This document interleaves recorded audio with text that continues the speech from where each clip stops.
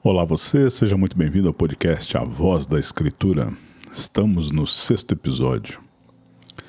Dando sequência à nossa narrativa, depois de acompanharmos a vida do nosso primeiro patriarca Abraão e as suas aventuras com Sara no nosso último episódio, chegamos agora no segundo patriarca, Isaque, o filho da promessa. Veremos que a vida de Isaque se mistura com a narrativa da vida de Abraão e a narrativa do seu filho Jacó. Em Isaque mesmo, encontramos alguém que escolheu uma vida mais calma, mais tranquila. Uma frase que às vezes é usada para resumir é a seguinte: Isaque é filho de um grande pai e pai de um grande filho. Vemos com isso que ele não é lembrado por grandes aventuras como seu pai Abraão e nem pelas lutas e esquemas dramáticos como será a vida do seu filho Jacó. Além disso, há mais um parâmetro de comparação. Você deve se lembrar que Isaque tem um meio-irmão, Ismael, o filho de Abraão com Agar, lembra? Sim, a história desse patriarca é bem conturbada já dentro de casa mesmo. Mas antes da gente olhar a própria jornada dele, precisamos iniciar entendendo esses contrastes com o seu meio-irmão. O nascimento de Isaque é um milagre, lembra? Vimos que Abraão tinha 100 anos, Sara já estava com 90 e até aquele momento ela era considerada estéril, mas Deus, cumprindo sua promessa, liberta o ventre estéril de Sara e ela dá à luz a Isaque. Bom, o filho da promessa, tão esperado, chegou. Imagina a alegria dessa família, depois de tanta espera, depois de tanta frustração e tanta oração. O impossível aconteceu. Naquela cultura, o desmame de uma criança era motivo de grande celebração. Geralmente isso acontecia por volta dos 2 ou 3 anos de idade, e que significava que a criança havia passado a fase mais delicada da vida, onde a mortalidade infantil era muito alta. Era como se a comunidade inteira respirasse aliviada e festejasse. Ufa, ele sobreviveu, ele viverá. Abraão organizou uma grande festa, em homenagem ao pequeno Isaque. Todos estavam presentes, os servos, parentes, os vizinhos. O riso de Sara ecoava pelo acampamento.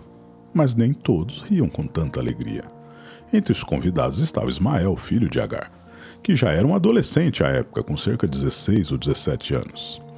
Ele deveria estar ali como um meio-irmão mais velho, celebrando a vida do caçula.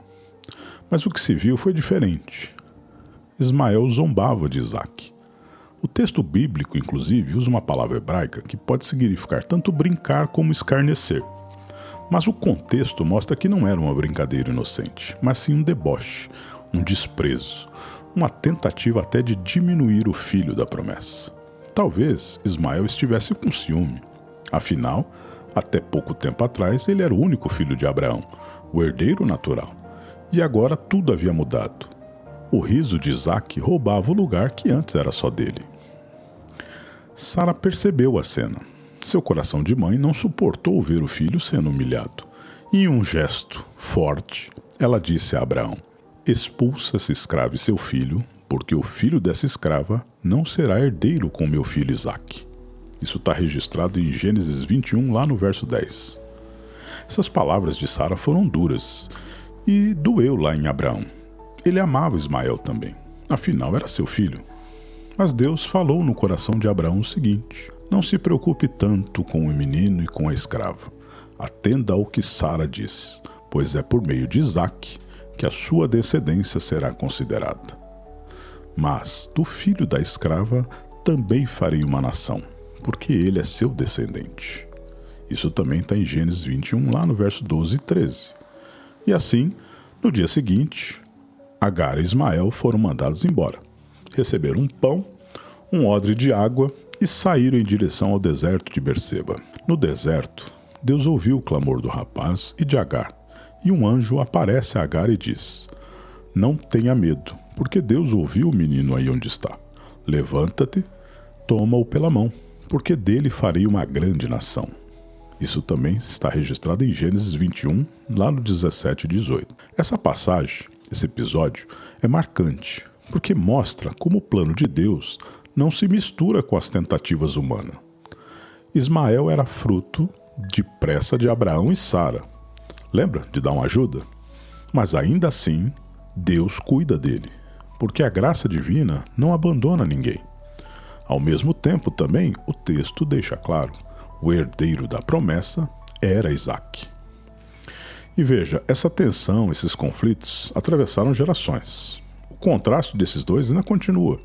Ismael sempre foi cercado por conflitos. Sua vida foi marcada pela pressa. Com apenas 16 anos, ele já tinha tomado esposa da terra dos cananeus, um povo mergulhado em uma cultura idólatra. Mais tarde ainda, acrescentaria uma outra esposa egípcia. E como falamos no episódio anterior, será dele a descendência do povo árabe. Isaque, ao contrário, só se preocupou com o casamento aos 40 anos, após a morte de Sara. Era meio menino Nutella, tipo cuidado pela avó. Jogava bolinha no tapete da tenda, soltava pipa com Sara segurando um ventilador, sabe? Era muito certinho da turma. Olha só, e mesmo o assunto do casamento, nem foi ele que escolheu. Abraão, atento aos riscos da idolatria da região, enviou seu servo lá na Mesopotâmia para buscar uma esposa da sua própria parentela. Foi assim que Rebeca entrou em cena. Um presente de Deus, resposta de oração, prova de que esperar no tempo de Deus sempre vale a pena. E a vida de Isaque é marcada por essa serenidade.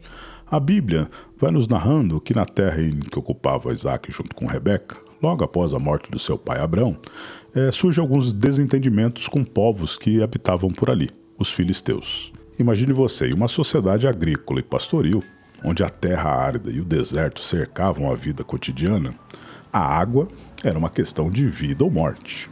Cada poço cavado era mais do que uma fonte de recurso, era símbolo de sobrevivência, de território e até de poder. Os filisteus, porém, começavam a entulhar os poços que seu pai Abrão havia aberto. E diante dessa afronta, muitos esperariam uma reação dura, uma guerra pela posse da água. Mas Isaque não escolheu o caminho da violência. Em vez disso, simplesmente cavava novos poços. E quanto mais vinham eles e entulhavam os novos poços, mais ele se afastava em silêncio e recomeçava tudo de novo. Esse comportamento não era sinal de covardia, mas uma demonstração da sua natureza e confiança. Isaque sabia que a promessa de Deus não precisava ser defendida com espadas. O que viesse de Deus chegaria em paz, sem precisar ser arrancado à força. Diferente de Abrão, que viveu muitas batalhas, ou Jacó, que enfrentaria longas lutas, Isaque construiu seu legado no silêncio, na paz e na confiança de que Deus é fiel. Mas essa serenidade de Isaque não impediu desafios. Ao passar do tempo, surge um problema familiar. Rebeca, assim como Sara, não tem filhos, era estéril. Aqui vemos um contraste importante.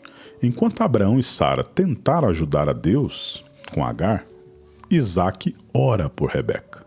Depois de muita oração, Deus abriu o ventre de Rebeca, e logo o sinal de que algo grande estava acontecendo. Ela sentia uma luta dentro dela. Rebeca sentia no útero uma movimentação anormal. E assim Rebeca consulta o Senhor, e ele lhe responde: 2 nações estão no teu ventre, 2 povos se dividirão das tuas entranhas. Um povo será mais forte que o outro, e o mais velho servirá ao mais novo. Uma nota de rodapé aqui. Observe que quem recebeu a revelação e conversa com Deus nessa passagem é Rebeca. Isso é muito significativo. Em uma sociedade antiga, profundamente patriarcal, onde a mulher tinha pouco ou nenhum espaço de voz, Deus se mostra completamente diferente. Para ele, essa distinção são apenas tradições humanas. O Senhor não está preso ao machismo cultural da época. Ele fala diretamente com Rebeca, reconhece seu papel e a envolve na história da salvação. A Bíblia, ao longo de toda a narrativa, nos mostra que Deus não faz acepção de pessoas, homens, mulheres, ricos ou pobres. Todos são igualmente alcançados por sua graça e chamados para cooperar no seu plano. Muito bem, assim, dos gêmeos, nasce primeiro Esaú. Ruivo, forte, vai ser um caçador nato. Jacó veio logo depois, segurando no calcanhar do irmão, como se já quisesse ultrapassá-lo. E assim, vemos a rivalidade dentro da própria casa. As preferências se dividem. Isaque se afeiçoa ao filho Esaú, enquanto Rebeca favorecia Jacó. Rebeca sabia do plano e da promessa de Deus, de que o maior serviria ao menor, mas ao invés de confiar no tempo divino, decidiu que precisaria ajudar um pouco a Deus. E aí, alguém tem dúvida que isso vai dar ruim? O mesmo erro de Abraão e Sara se repete aqui, tentando resolver pelas próprias mãos o que estava prometido por Deus. Esaú era o mais velho e tinha o direito da bênção primogênita ou bênção do primogênito. Porém, ele pouco dava valor a isso. Ele até em certa ocasião chegou a trocar esse direito com Jacó por um prato de comida. Deus observava essa postura de Esaú e por isso já havia dito a Rebeca que um povo seria mais forte que o outro e o mais velho, Esaú, serviria ao mais moço, Jacó. Este cenário vai atingir o ápice quando o nosso personagem de hoje, o nosso pacato Isaac, já idoso e cego, decide que chegou o tempo de abençoar. E ele vai abençoar Esaú, lógico, o filho que ele amava. Rebeca, temendo que a promessa de Deus fosse perdida, trama um plano. Ela veste Jacó com as roupas do irmão, cobre seus braços com pelos de cabra para imitar o pelo de Esaú e o envia ao pai. Jacó, assim, engana Isaac e a bênção da primogenitura é dada a ele. Isso nos mostra algo profundo. O plano de Deus nunca depende da nossa ajuda. E quando tentamos forçar as coisas, as consequências são dolorosas. Da mesma forma que Abraão e Sara sofreram ao tentar ajudar a promessa, agora Jacó e Rebeca também colherão frutos amargos dessa sua escolha. A promessa foi cumprida, sim, mas o caminho foi marcado por dor. Entenderemos melhor essas consequências e os motivos dessa bênção trocada no próximo episódio, quando narrarmos a vida de Jacó. Mas eu gosto de lembrar ao ouvinte que esses descritos da Bíblia são para lembrar que Deus nos mostra a sua mão agindo na história e no tempo. Ela demonstra o agir de Deus através de pessoas reais, normais, sujeitas às falhas assim como nós. E vemos nisso como é maravilhoso o plano de Deus se desenrolar nesse cenário.